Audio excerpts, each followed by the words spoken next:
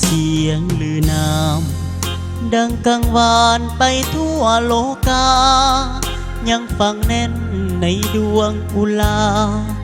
ของภาษาบ่หลงลืมไหลคุณงามความดีมีละสนสีทองยิ่งใหญ่ทานกำเนิดอยู่ในเปลวไฟปฏิวัติภาษาสนลาวอักษาธนอ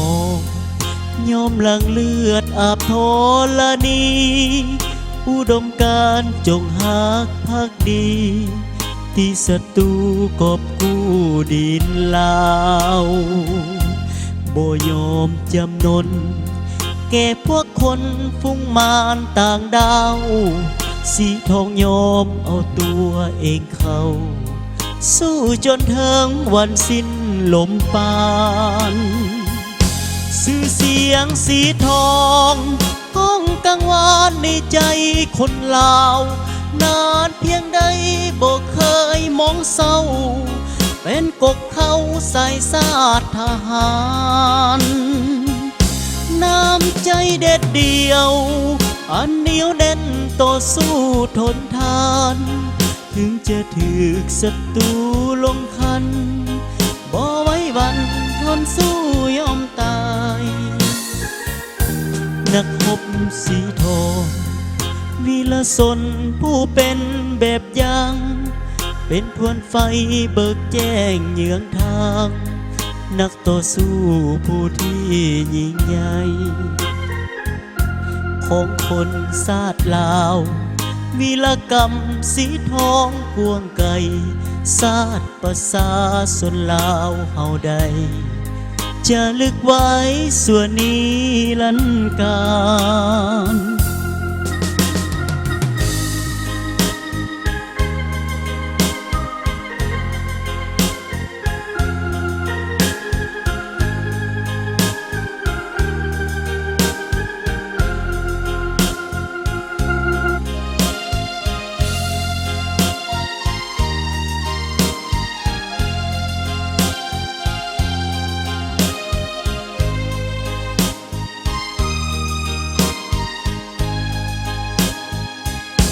ชื่อเสียงสีทอง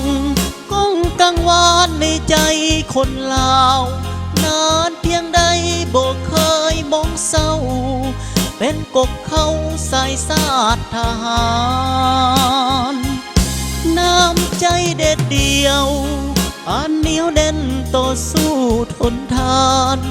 ถึงจะถูกศัตรูลงคันบ่ไว้วันทนสู้ยอมตายนักรบสีทองวีรสนผู้เป็นแบบอย่างเป็นทวนไฟ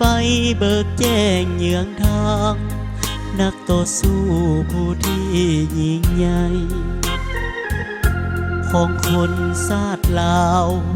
วีรกรรมสีทองกวงไก่ชาติประสาสนลาวเฮาใดจะลึกไว้ส่วนนี้ลันการ